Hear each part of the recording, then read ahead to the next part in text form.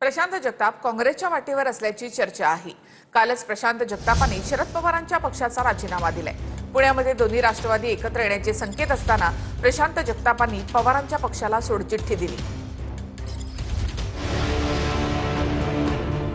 शरद पवारांच्या राष्ट्रवादीचा राजीनामा दिलेले प्रशांत जगताप काँग्रेसच्या वाटेवर असल्याची चर्चा आहे।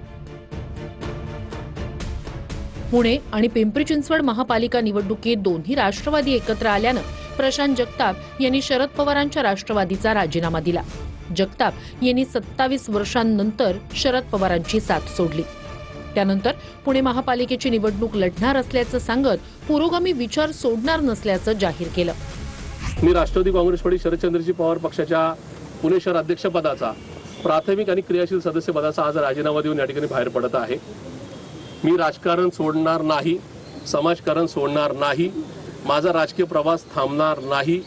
मी महापालिकेची निवडणूक लढणार आहे। कुणाच्याही बरोबर संधान साधलेलं नाही, मी कुणाबरोबरही चर्चा केलेली नाही। माझे एथिक्स मला असे सांगत होते की पहिलं आपण राजीनामा देऊन बाहेर पडावं। राहता राहिला विषय मला कुणाकुणाचे कॉल्स येऊन गेले, त्याच्यामध्ये मी ते मान्य सुप्रियाताई सुळे आणि मान्य शशिकांत शिंदे साहेब यांना प्रामाणिकपणे सांगितले, कळलं का?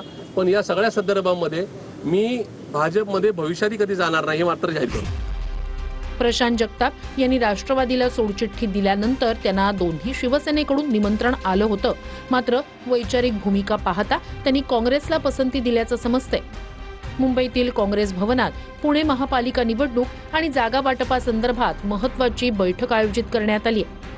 या बैठकीसाठी पुण्याचे प्रभारी सतेज पाटील, माजी मुख्यमंत्री पृथ्वीराज चव्हाण आणि विजय वडेट्टीवार यांच्यासह पुण्यातील स्थानिक नेते उपस्थित आहेत। आणि आजच प्रशांत जगताप मुंबईत दाखल झाल्यानं त्यांचा काँग्रेस प्रवेश निश्चित झाल्याचं मानलं जातंय। प्रशांत जगताप यांच्या राजीनाम्यानंतर सुप्रिया सुळे यांनी त्यांना शुभेच्छा देताना रोज नई सुबह होती है असं म्हटलंय। त्यांना मनापासून शुभेच्छा और रोज नई सुबह होती है। अडचण काय होती ताई? पण त्यांनी राजीनामा दिलाय, पक्षाचं नुकसान झालंय असं तुम्हाला वाटत नाही का? रोज नई सुबह होती है।